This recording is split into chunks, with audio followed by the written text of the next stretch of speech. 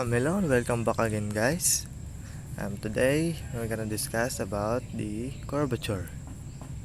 So curvature, a parameterization R to T, R times the quantity of T is called smooth.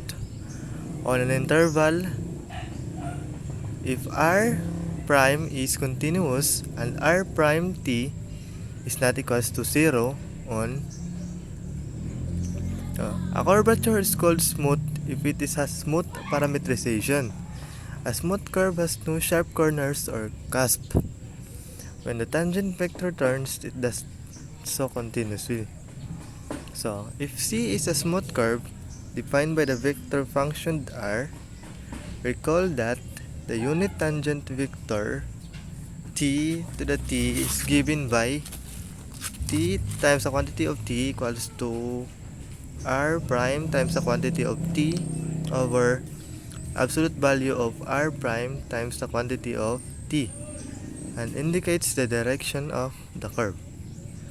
So, the figure below shows that t times the quantity of t of t changes direction very slowly when c is fairly straight, but it changes direction more quickly when c bends or twists more sharply. So, this is the figure. So, the curvature of c at a given point is a measure of how quickly the curve changes direction at that point. So, specifically, we define curvature to be magnitude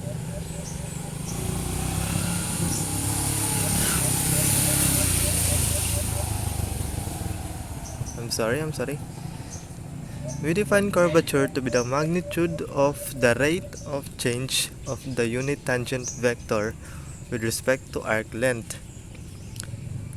So the curvature of a curve is k is equals to the absolute value of dt over ds, where t is the unit tangent vector.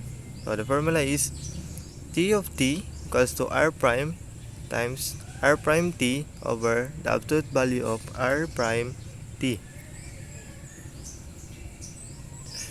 Curvature is easier to compute if it is expressed in terms of parameter t instead of s.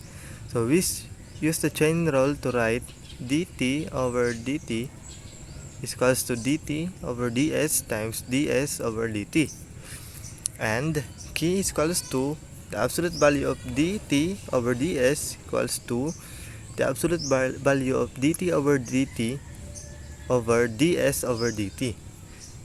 But ds over dt is equals to the absolute value of r prime t. So the formula will be this one. K of t equals to the absolute value of t prime t over the absolute value of r prime t. Example: show the curvature of a circle of a radius is 1 over a. So solution: we can take the circle to have the center origin, and then a parameterization is r of t is equals to a cos t I plus a sin t j. Therefore, r prime t is equals to negative a sin t I plus a cos t j, and the absolute value r prime t is equals to a.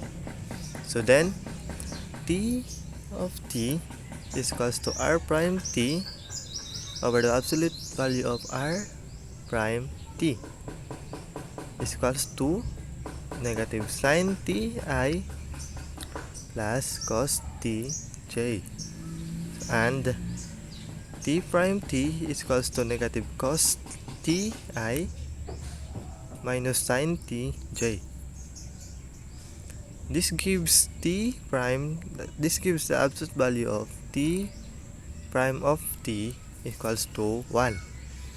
Finally, using equation 9, we have k of t is equals to absolute value of t prime of t over the absolute value of r prime of t is equals to 1 over A.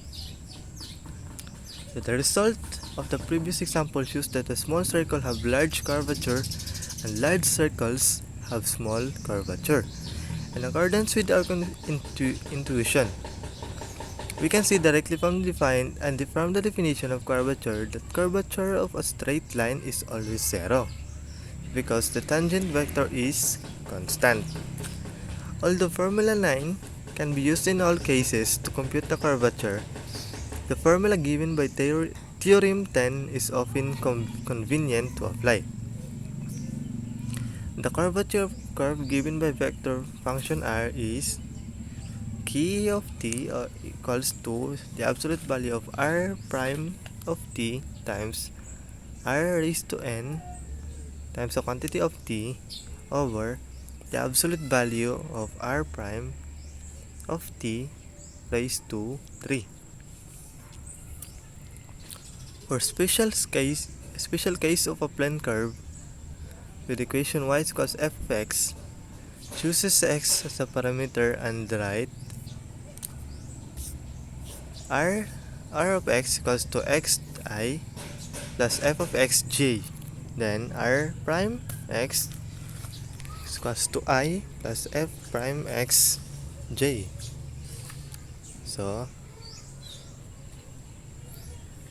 since I times j is equals to k and j times j is equals to 0, it follows that r prime x times r second derivative